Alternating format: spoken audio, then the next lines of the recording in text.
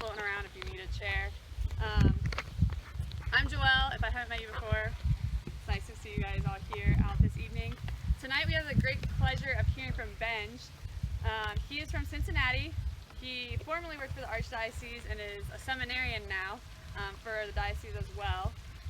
And he's going to talk to us about the new drug epidemic, and it's going to be really great. So let's welcome him up here.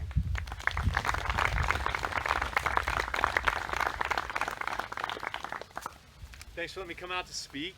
For all of you trying to get the most info that you can on me right away by sizing up what I'm wearing and this hat. It says golf tournament. I suck at golf.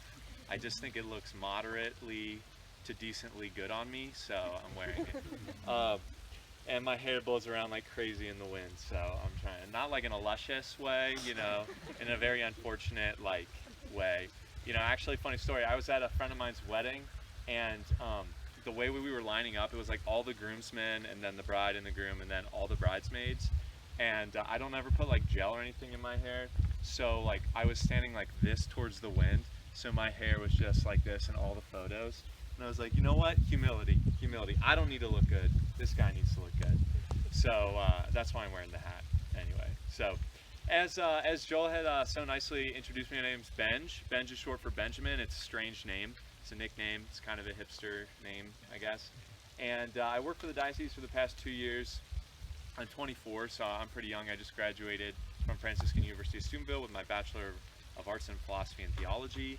I did my bachelor thesis on theological proofs for the soul in the New Testament and the Christian problem of humility. So those are things I'm super interested in. And then I'm actually leaving the diocese to work for the diocese, or I guess pray for the diocese as a seminarian. So we'll see what goes down with that. And I'll start this fall. So I'm going to talk about porn and how I got a porn job. So just going to say porn a lot at the beginning, this is going to be a little bit uncomfortable in some ways, but I'm also going to try to have a lot of times for you guys to just talk and speak amongst yourselves, because some of you here are more knowledgeable than I am. And I wanted to start just with a funny story and then ask all of you as well to share your stories. So this is a confession story because I feel like, if you struggle with sexual sin, you're also probably in the confessional all the time. If you struggle with sin at all, like we all do, you're in the confessional all the time. Sometimes it feels like the only thing I do. And so this one time I was in the confessional, and I don't really have allergies, but I do have this one allergy of when it gets really cold, my skin gets really dry, so my knuckles will crack and bleed, and also my nose will get really dry, crack and bleed. So I'll get a lot of nosebleeds, unfortunately. So I was in confession, it was really cold outside, and then I walked into church and it was really hot, and I'm confessing my sins, so I don't know if the heart pumps more or whatever, but it always feels hot in there. I'm always trying to get out ASAP. So I'm in there, it was really cold, it's really hot, my nose is really dry. In the middle of my confession, my nose starts gushing blood, okay? But the priest, like any priest in a confessional, is kind of oblivious to you. I don't know if you've had this. There's a few priests, I'm pretty sure have been asleep during my confession, but as long as they say the words and do the sign, I'm good, my soul's good with God. So, he doesn't notice that I'm cupping my hands over my face, and talking in a muffled way.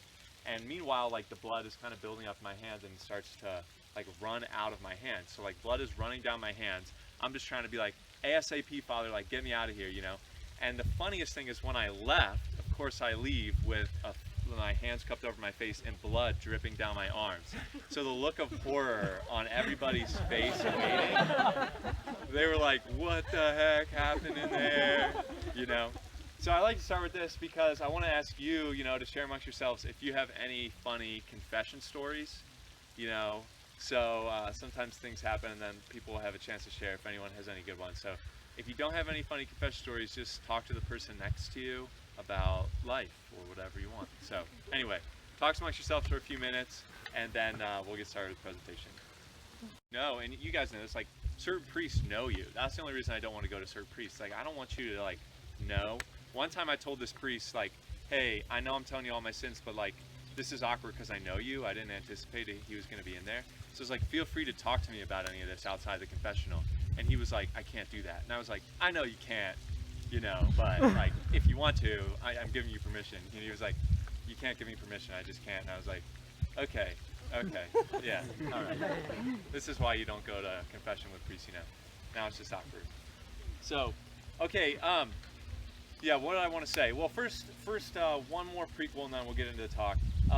I love coming up here. I'm from Cincy, born and raised my whole life, you know, and like, when I was in grade school, we always talked about like Northern Ohio as like the boondocks out here in the boonies.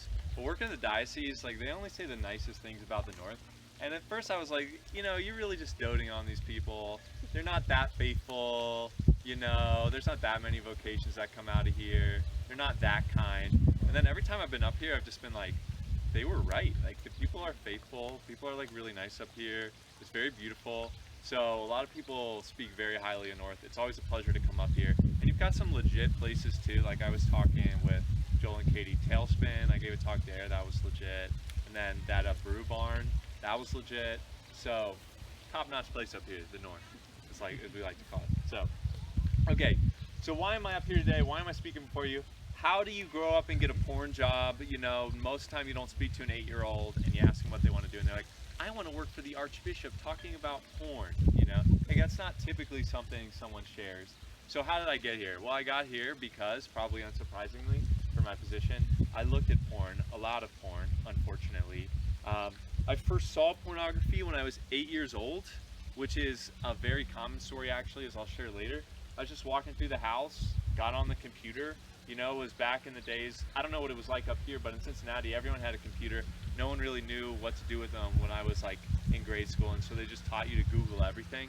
You know, they're like, Google can look up anything. So I don't know what I was looking for, but like some inappropriate photos came up. And that first time, you know, it was a man and a woman doing this, that, and the other. I didn't really understand it. It actually like frightened me and scared me. And so I didn't tell my mom about it, but like after 3 days, I went out to my mom and I was just crying. I was like, Mom, I can't believe what I saw. What is this? I don't understand. She just kind of hugged me and I moved on. And then later when I was 12, I was out in a field playing paintball with some friends, and they were talking about this thing, pornography. And I was like, what's that? You know, and they're like the older kids. And so they were like, you know, porn, blah, blah, blah, blah, and you don't know this, and you're a joke because you don't know anything. And then I was like, but I want to be cool, so tell me what it is. And they were like, why don't you just look it up? So I was like, okay, I'll look it up. I thought it had to do something with like corn, like legitimately. I thought it was like a derivative of corn.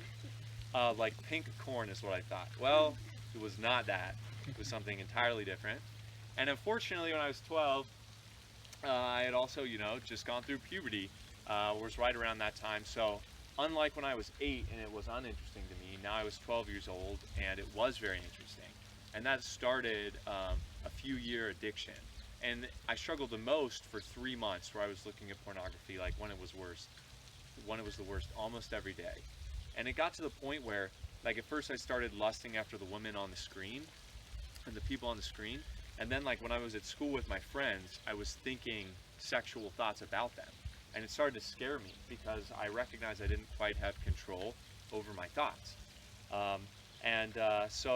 But I just kept feeling this draw. Like I hated it. I hated looking at pornography, but I felt so drawn to it, you know? Like we all experience this, right? It's sin. I don't want to do this. I don't want to yell in this way, but you do it, and there's some sense of satisfaction in it, but afterwards it sucks, and you wish you would have never done that. And so when I was 12, maybe 13, 14, 15, I can't remember the exact year, but there was a day when I was like so drawn to look at pornography, but I also just felt all the desolation that was going to come afterwards, like all the negative experiences. And so instead of looking at porn on the computer, I just fell down on my knees and started weeping. And I was like, I don't want to be like this. I don't want to look at the world this way. I'm done and I don't know how to stop. And I was just crying. And that was the first time that I like really met God, because there was this incredible calm and this incredible peace. And I had this new interior conviction I was never going to look at this stuff again. By the grace of God, I've never looked at porn since that day. And that really started for me like a journey on my faith life, because there was some encounter with the divine that I was like, this is it. My life has to change now. Like I need to start taking steps to prevent this as well. Okay, so great, you looked at porn when you were 8, you had an encounter with God, you stopped looking at porn. Unfortunately, I still struggle with lust and integrating my sexuality in a holistic, real way, you know, as I'm sure all of us have, if we're being honest with ourselves, you know. But at the same time, so what? Why do you get a job? Why does somebody pay you to talk about this, you know? And the reason I'm here before you today is because this is America. This is more than America, this is the world. My story is not a rare story at all. Okay, the average age of exposure in the United States is between 8 and 11 years old. Okay, most Americans hit puberty sometime between 11 and 14. That means on average, most people are exposed to sex through pornography, which pornography obviously isn't just photos of naked people. That's what we would call softcore pornography, but it can be very violent. It can be very demeaning. It can be very, very debase, a lot worse than that. That was something we would call hardcore pornography. Not to put ideas in your head, I'm trying to speak broadly, right? So that means the majority of Americans, actually the majority of people in the world, their first encounter with sexuality is a deformed form of it, right? Is a deformed form of it. I never had a sex talk from my parents until I was 16 years old. And then my dad just told me like what sex was in general. And I was like, Dad, you're like 5 years too late. I already know way more than you told me, you know? And so what was the problem, right? My view of sexuality didn't start good. It started as a focus on me, lust, and my own desires, okay? I didn't first get taught the good things about sexuality.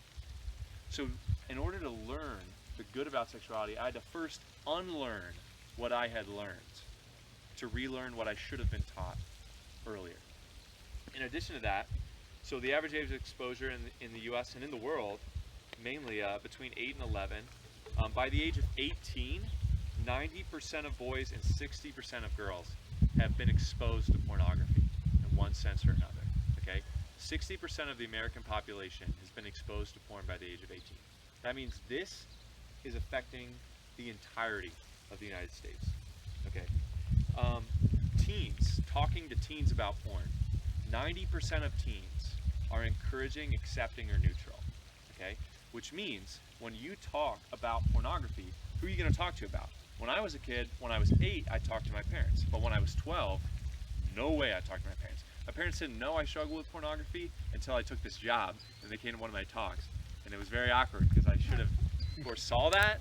They came out to me and they were crying and they were like, "We're so sorry, we didn't realize." And I was like, I'm healed from this. Like, the Lord has moved me on. But they're like, "We failed as parents." And I'm like, I really should have thought this was going to happen. I did not think about this. Okay, so that means as a teenager, when you talk to, who do you talk to? Not your parents, your friends about porn. You have a 1 in 10 shot that someone will speak up and say that that's wrong. More than likely they'll be encouraging of it, accepting of it, or neutral. They won't say anything. Okay, just a few more stats here. By the age of 18 in the US, this is a US statistic as of 2018, 79% of men and 76% of women in the US admitted to intentionally viewing pornography at least once a month. Okay? That means, and this could be Instagram, this could be Game of Thrones, very controversial series, right? This could be, to accessing this online. What's that saying?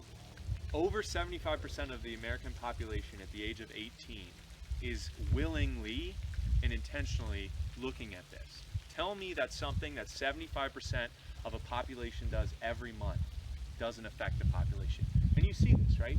Like on Snapchat, I don't have a lot of things on my phone because I used to be a porn addict, so I got rid of a lot of things. Like I don't have the internet, I don't have Snapchat, I do still have a smartphone. And the reason I don't have Snapchat is because on Snapchat, it's more than just snapping and texting your friends. There's a lot of unfortunate content on there, just like Instagram, right? It's pornographic content that's on there. We've all seen it. We've all seen ads. In Cincinnati, I don't think they have it up here. I haven't seen too many billboards, but in Cincinnati, there's photos everywhere for breast augmentation. People can pay to get their breasts enlarged. And that's something that a 4-year-old looking out their window can see, In the 1950s in America, married couples in movies couldn't sleep in the same bed. So like in a movie, you couldn't sit in the same bed and talk to your spouse. If you look from a movie from the 1950s, you'll see a married husband and wife sleeping in two separate, like, twin beds across the room and talking, right? Everybody knew they slept together, but it was forbidden to show it, right? Now it's the cultural standard. You know, it's the cultural standard that, like, pretty much everything is okay. I'm walking in Kroger the other day. This is the culture that we live in, that you grew up in. I'm not saying anything new. I was walking and there was some song on by Miley Cyrus or Kesha or one of those big famous girls who throws glitter everywhere. And the song is like, what we do in my dreams, you know. It was heavily a sexual innuendo. And I'm like, I don't have kids. I'm entering the seminary, so I might not ever have kids. I want kids, you know, but that's another point. I'm walking through that, and I'm like, listening to the song, and I'm like, oh my gosh, if I'm my 6-year-old, she's like, what's that song about? And I would say, it's just some girl singing about glitter. But in reality, it's freaking Miley Cyrus singing about having sex with some whoever, you know, as I'm walking through Kroger to, like, buy water bottles and to buy, like, juice boxes for my 6-year-old, right? Okay, one more fact, two more facts here. Okay, this is a study that was done in 2019 in the UK. 30% of parents thought their kids had seen porn. In actuality, 68% of their kids had seen porn. So what does that say? What does this say about our culture? Okay, most Americans are being exposed to porn before they even have sexual impulses. Okay, when they talk to their friends about it, their friends are encouraging, accepting, or neutral, meaning they're not saying anything negative. And their parents don't think they've seen this. And on top of that, every song, every movie that they listen to or watch has a very high likelihood that it's going to be talking about sexuality, right? What does that say? I mean, you guys know this. The reason I'm talking before you today isn't because I'm like one random 8-year-old kid who looked at porn. It's because, like, we're all doing it, you know? We're all looking at porn. It's shaping us, right? Hopefully a lot of us have been able to say no to or have been blessed not to be exposed to hardcore pornography. But in every movie I've seen, it's like there's always a sex scene, you know? In every song, a secular song you listen to, there's often a sexual thought, right? How is that affecting us and shaping us, right? Okay, so what I want to do now is take a little break in my talk again. I want you just to speak amongst everyone, and I want you to just share if any of those stats were surprising to you, and also to share a little bit about, like, just like the pornified culture in general. Like, where do you see it? Have you ever watched something or listened to something and been like, that's too far? Or has there ever been a moment where, like, I'm fed up with this? Or have you ever talked to your little sibling, you know, and been like, they shouldn't know this at this age, right? Or something like that. So I want you to just think about the statistics I shared, and I also want you to just reflect on, like, the culture that we're in a little bit, however much you're comfortable. And if you're not comfortable, you don't have to talk about it. That's why they brought me in, to talk about the weird stuff. So you can just chat about life, you know, have a good time. All right. What everybody does best, you know, just being a doomsayer. You know, we're all going to hell in a handbasket. The world's debunked. It's, you know, Ragnarok is here. The end times, whatever you want to call it. No, so, like, okay, I want to talk, all right, so, like, how do you, honestly, I'm not going to talk a lot about prevention.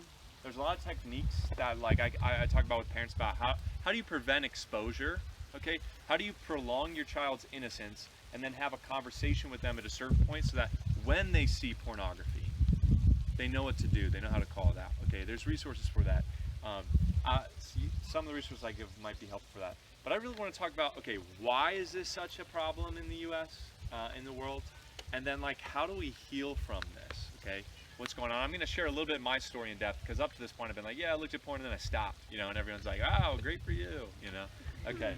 All right, so first of all, just a little bit into the science of what's going on. And, you know, I'm no brain scientist. I have a Bachelor of Arts, aka useless. So, you know, don't take anything I say as the de facto truth out here. You can't go to some scientist and be like, I heard this guy, he told me, you know. But I have done a lot of research, and I can boil it down to something relatively simple that any scientist would agree with. Sex is one of our most primordial, it's one of our strongest drives, okay? It's not the strongest drive, okay? It's not the most important thing, okay? You can go your whole life without having sex and you won't die. Contrary to how you feel sometimes, contrary to what every teenager experiences like every day of their life, okay? You're not gonna die if you don't have sex, okay? And our culture also thinks like, you know, sex is an essential need. Okay, if you don't eat food, you die. Okay, that's a thing. Everybody knows that, right? You don't drink water, you die. If you don't have shelter in a storm, you die. Okay, if you don't have sex, you keep living. Oh my gosh, right? It's not our most fundamental need. I feel like I just need to say that because our culture sometimes like this is the most important thing. Okay, it's not the most important thing, but it's an important thing, right?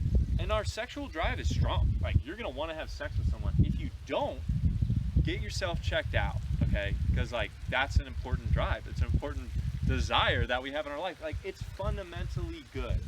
God gave it. And JP2 says something brilliant about this. I'm gonna just say two JP2 quotes. The first one is, if you haven't heard it, it's just fire. You know, the problem with pornography isn't that it shows too much, but that it shows too little, right? Hopefully we've all heard that quote. The whole idea is that people are like, oh, you can't look at porn because you're looking at naked people. God looks at us like naked every day. Like he can see through our clothes. It's a weird thought. Don't think about it, but he can. You know, he knows, right? Think about it. Don't imagine it. You know, so God sees us naked. So God's a perv up there. You know, no. It's like, no. There's nothing wrong with looking at naked people. The problem is that we want to use that, or we look at a part of the person with greater interest than looking at the whole person, right? It's a subversion of goods. The greatest good is the human person, okay? Anytime you value a good, whether they're useful, or it's a sexual value, or it's monetary, over who they are as a person, okay? That would be, it's a subversion of goods. Pornography is when you take the sexual value is more important, right? How you make me feel is more important than who you are, okay? That's the lie of pornography. Showing too little, not too much, okay? All right, first quote from JP2. The second quote from JP2 that is also just bomb, and I'm kind of stalling because I can't believe I just forgot it. Oh, it came back to me. Thank you, God. So the second quote is that, oh my gosh, it's gone again. This is ridiculous. This is not a comedy routine, okay? This is just like, this is real life. Sexuality, porn, oh, okay, here we go. All right, so JP2 says that like the sexual drive, which a lot of times we interpret to be bad because you experience like, I want to have sex with that person. Oh, that's bad because I don't want to use them over love them, right? The sexual drive is actually one of the fundamental indicators that we're meant for another, okay? Right? Like you can eat food by yourself, but you can't have sex by yourself, right? If you can, it's a sin. Look it up. Masturbation. Don't look that up. Look it up in the catechism, okay? Not the internet. All right. Moving on from that point, we're getting lost in the weeds here. It's very easy to do that with these kind of topics. They're very awkward. Okay, so what he says is that sex indicates that we're innately driven towards another, okay? If you ever have a desire to have sex that you feel like is wrong, like, I don't want to look at porn, you know? Like, I just want to love my boyfriend. I don't want to, like, have it muddied with this sexual desire. That is a fundamental experience that I, on my own, am in need, desperate need of another, okay? Sex is a great gift that the Lord has given us. It's a wonderful gift, right? It drives us to another, and from it springs life. It is the ultimate act, physical act, other than death, of love, because it communicates, I give my entire self to you, right? Whole, without reservation. My very DNA, the very thing that makes me up as a human being, is yours freely, totally, fruitfully, without restriction, okay? That's the beauty of sex. The evil of pornography is, I want part of you, but don't you dare give me the whole, right? Like I don't want all of it. Okay. So why are we driven towards sexuality? Because it's one of these great primordial instincts and urges that we have as a human. It also comes accompanied with it pleasure, okay? It's great to eat food. It's great to have sex. That's why people do it. If sex was painful, people wouldn't do it as much, right? So basically what happens with anything that feels good, a lot of times there's a number of neurochemicals that are introduced, but one of the predominant ones is dopamine, okay? And dopamine just says, I want. You know, that first bite of a dessert, that first bite of food, that desire to get out of a storm, like to warm up. You're like, I feel warm, you know, after like, to not be cold. A lot of those are like dopamine. It's a pleasure that drives you. What sexuality is is in part a shot of that dopamine, which is awesome. There are also other chemicals in sexuality that that happen with insects that help bond us. Okay, and I could talk a lot more about that, but we don't have time. What porn does is it manufactures sexuality to maximize feel-good pleasure and minimizing connection. Okay, sexuality is for the sake of connection and like the beginning of life. Okay, the side effect of that is pleasure. What people do is they take just the pleasure, and they don't want any of the other part. That's what happens with pornography, right? And our brain gets hooked on that. It's why, for example, we make candy. Someone found like an apple. They're like, this is good. What if we took all the good things out of the apple, chucked away the nutritional value, and then added more good stuff from the apple? You get Skittles, right? Now you got a bunch of kids who want Skittles, and like the apple, it's like, it's still good, but like Skittles, it's like, that's way better, right? What it is it's manufacturing what's good about the natural goods of this earth, okay, sweetness, sugar. It's packaging it in one package. The nice thing about Skittles is you can eat them, and it doesn't deeply affect you, but you can't only eat them because then you will die. With sexuality, it corrupts one of the most fundamental goods, the connection of two human beings. And it says, my own pleasure is better than being with you. Okay, my own pleasure is better than being with you. And that fundamentally disrupts who we are as humans, and it causes a lot of war within us, right? It tears us apart. That's why it's sinful, because inappropriate sexuality destroys us. Romans 1, read it. They refused me, so I gave them up to the lusts of their flesh. And once I gave them up to that, they forsake unnatural relations for unnatural relations. One of the first consequences of sin is sexual impropriety, if you read in Romans 1. Okay, so, all right, so that's maybe a little bit about the biology of it, not a ton of it. Okay, how do we beat this? How do we overcome this? And I'm not going to go on and on and on and on and on and on and on and on, because it's simple, okay? It's a simple thing, but it takes time, all right? How do you get over pornography?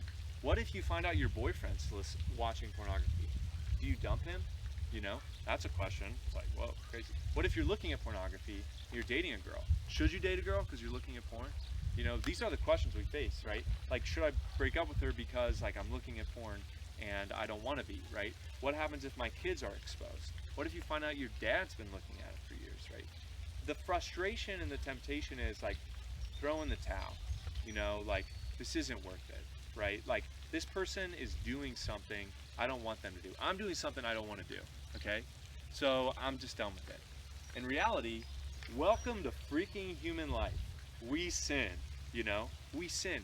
And the good thing about sin is that, behold, I make all things new. Behold, I make all things work for good of those who love God, okay? The struggle with sexuality is a lifelong struggle. It accompanies our journey from adolescence into adulthood. Because in adolescence, it's me, me, me, me, me.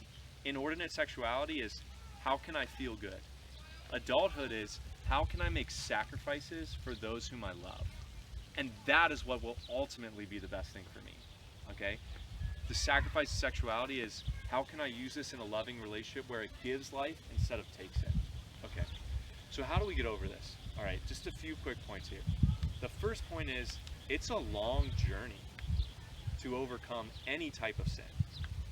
Think of something that you've done since you were 8, 10, 11 years old, okay? You've done that or been affected by that for 10 years, and now you want to change. Well, tomorrow wake up and you'll be different, right? Like, that's how life works.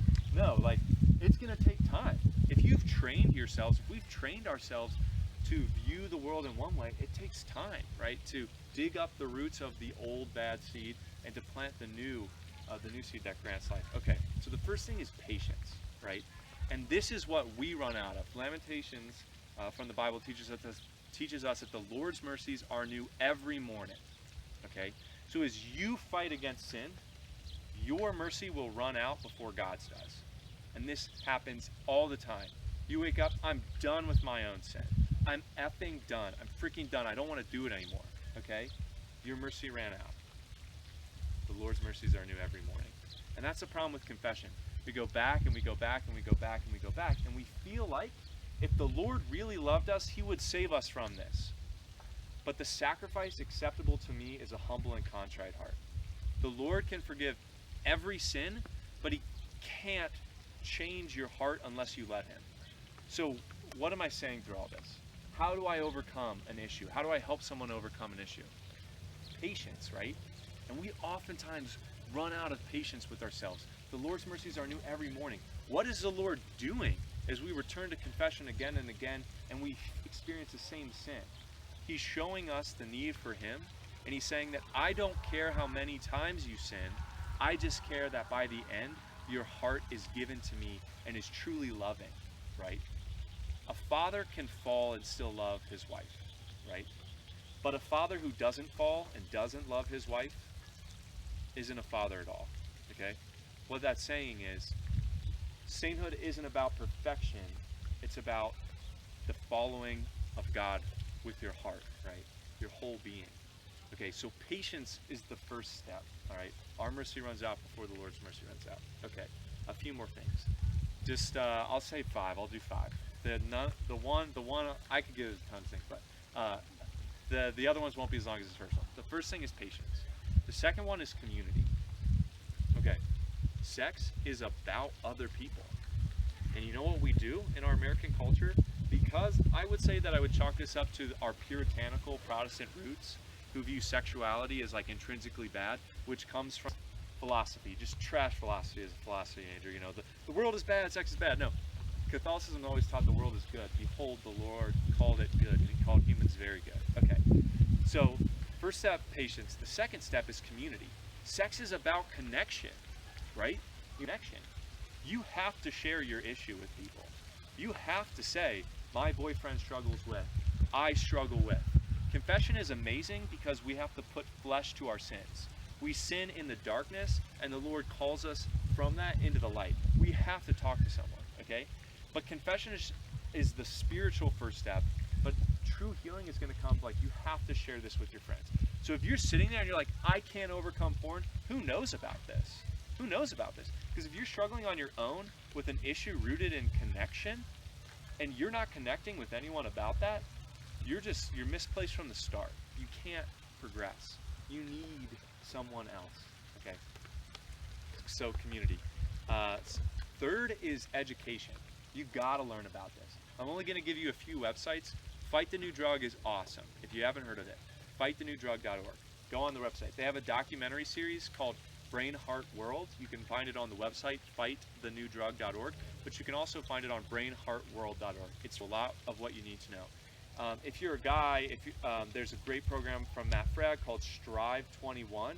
It's 21 days of like, what do I first need to do to get over this? But really, for guys and girls could go through Strive 21 too. It's just like tailored for men, whatever, you know. It's not really that important. So anyway, you have to get educated. A great site to get educated to start is Fight the New Drug. Because you have to know what you're fighting, or you don't know how it's going to attack you. You've got to learn about the issues you face. So patience, community, education. The fourth is your spiritual life. I'm not going to dote on this. Everyone dotes on this in every single talk. I'm not entirely sure also what the word dote is, but I've used it multiple times in this, so hopefully I'm using it right. A lot of people focus on this. Okay, what's the point? Whenever we routinely struggle with one issue, that issue becomes our entire life. And you know what the problem with porn is? It takes over your whole life. This is very common for someone struggling with porn. Every prayer is about porn. You know, you go to church, you feel guilty. You're like, God, like, please just help me get over porn. You know, and you're like praying in the back of your head. You're like, Lord, if only I could stop looking at porn. You know, God doesn't really care about your porn addiction. Okay? He does. But what does he really care about? Freaking you. The Lord is in love with you. If you and your boyfriend or girlfriend only talked about one thing, that relationship would end. You know, like, nobody wants to talk about one thing all the time. But like in our prayer lives, we just pray about our sin. Your relationship, your spiritual life is about your relationship with God. And sin is an impediment to that. But we just like stop. There's like a barrier in the road, and we just see the other person. Like, this is what happens. Like, God is beyond the barrier, right? He's calling you beyond the barrier. He's going to help you remove the barrier of sin in your life. But you see God beyond the barrier, and you just start, you're like, look at this barrier, God. If only we could get this out of the way. This yellow barrier, it's kind of a little bit orangish, Lord. Thinking about it, he's like, I don't care about the freaking barrier. Like, why don't you just talk to me about your life? Like, what do you want? What are your dreams, your aspirations? Why do you want to break free of this? What do you see yourself becoming if you get over this? Like, who do you want to be? The Lord wants to talk to you about all of those things, okay? I'm not just like yelling at you, I'm yelling at myself. For like 4 years of only praying about porn. It's like, oh my gosh, how can I only pray about my sin? Like, the Lord is so much greater. All right, patience, community. Got to talk to people about it. The third is education. The fourth is your spiritual life. Make sure it's focused on more than just your sin.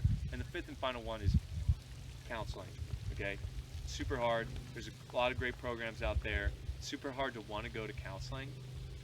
I went to counseling earlier this year because of my struggle with porn when I was 12. I'm now 24.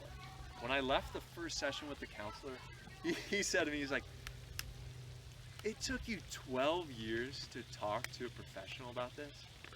And I was like, yeah. And he's like, how do you feel? I was like, I feel amazing. He's like, go and have the best night's sleep of your life in 12 years.